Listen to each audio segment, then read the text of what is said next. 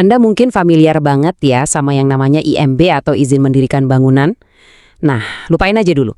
Soalnya sekarang pemerintah udah ganti itu dengan sistem baru, PBG atau Persetujuan Bangunan Gedung.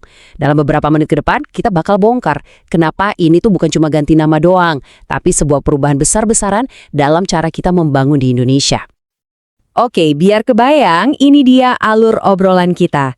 Kita akan mulai dengan ngucapin selamat tinggal buat IMB, terus kita bongkar formula nasional yang baru. Setelah itu, kita akan lihat gimana sistem ini jadi lebih adil, apa dampaknya langsung buat Anda, dan gimana ini bisa bikin kota kita jadi lebih baik tanpa harus membebani warganya. Yuk, kita mulai.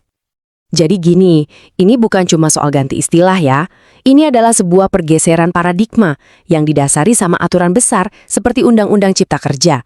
Tujuannya apa? Untuk mengubah fokus dari yang tadinya cuma soal izin administratif jadi soal pemenuhan standar teknis bangunan. Nah, disinilah bedanya kelihatan banget. Kalau dulu dengan IMB, yang penting itu kelengkapan dokumen administratif, yang biayanya sering nggak jelas dan bisa beda-beda banget antar daerah. Sekarang dengan PBG, fokus utamanya adalah apakah bangunan ini memenuhi standar teknis? Aman nggak? Sehat nggak? Nyaman nggak? Jadi ini lebih ke soal memastikan fondasinya kuat, strukturnya kokoh, dan gedungnya layak huni. Terus gimana dong cara ngitung biayanya sekarang?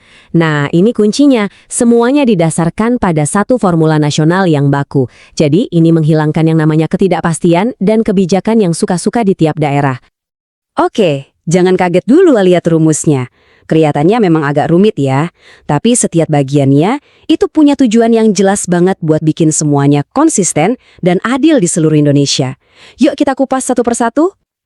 Oke, kita mulai dari yang paling dasar, LLT. Ini gampangnya total luas bangunan Anda. Simple kan? Ini jadi titik awal perhitungan yang logis. Tapi kan biaya di kota besar sama di daerah nggak bisa disamain dong. Nah, disinilah ada instrumen cerdas namanya indeks lokalitas.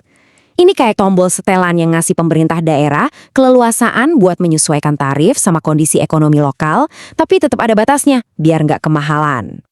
Selanjutnya, biar perhitungannya membumi, ada yang namanya SST. Ini patokan harga yang memastikan biaya itu dihitung berdasarkan harga material dan upah tenaga kerja yang real di daerah Anda. Jadi relevan banget sama kondisi di lapangan. Dan ini menurut saya bagian yang paling keren dan adil. Indeks terintegrasi. Logikanya gini, semakin rumit dan berisiko sebuah bangunan, ya semakin tinggi indeksnya. Jadi, biaya pengawasan untuk rumah biasa sama gedung pencakar langit ya jelas beda. Biar lebih jelas, coba lihat tabel ini. Rumah tinggal sederhana nilai indeksnya jauh lebih rendah, karena ngeceknya lebih simpel. Tapi begitu kita ngomongin kantor atau gedung tinggi, apalagi yang ada basementnya berlapis-lapis, wah indeksnya langsung naik.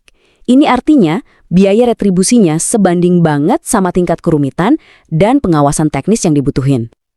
Oke, kita udah bongkar formulanya. Sekarang, mari kita lihat prinsip di baliknya.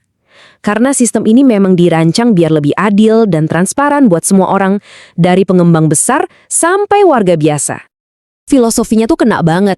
Intinya, kita bayar retribusi itu bukan sebagai pajak bangunan, tapi sebagai biaya untuk jasa pemerintah dalam memastikan bangunan kita aman dan sesuai standar.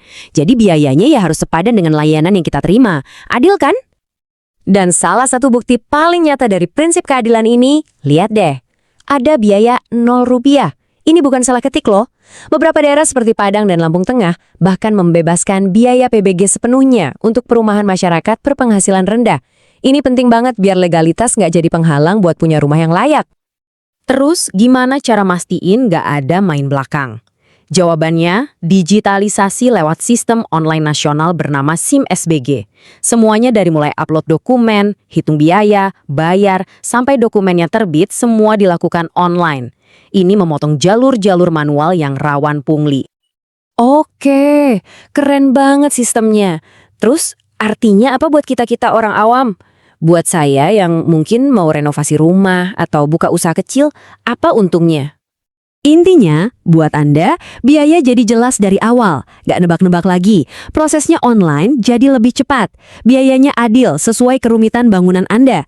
Fokus utamanya adalah keselamatan Anda. Dan yang paling penting, Anda sekarang punya hak resmi buat protes kalau merasa perhitungannya salah. Ini adalah perlindungan baru buat kita semua. Sekarang, kita coba lihat dari sisi pemerintah daerah. Gimana caranya mereka bisa naikin pendapatan, tapi dengan cara yang lebih cerdas dan nggak nyekek warganya atau investor. Alih-alih cuma naikin tarif, pendekatannya jadi lebih pintar. Mereka bisa melakukan intensifikasi, artinya semua pembayaran lewat digital, jadi nggak ada yang bocor. Terus ekstensifikasi, ini kayak menyisir bangunan-bangunan yang belum berizin pakai teknologi. Jadi semua yang seharusnya bayar, ya bayar. Semua jadi lebih efisien, aturannya disederhanakan. Ini win-win solution. Tujuannya itu untuk menggeser model pendapatan. Dari yang tadinya tarifnya tinggi tapi bikin banyak orang males ngurus izin, jadi model baru di mana tarifnya wajar dan bisa diprediksi yang justru mendorong lebih banyak orang buat membangun secara legal. Pendapatan daerah bisa naik, masyarakat juga senang. Pada akhirnya, dengan menstandarkan aturan, memprioritaskan keselamatan, dan memastikan keadilan, transformasi dari IMB ke PBG ini bertujuan jadi lebih dari sekedar izin baru. Ini adalah sebuah langkah menuju pembangunan lingkungan perkotaan yang lebih baik, lebih aman, dan lebih tertib untuk kita semua.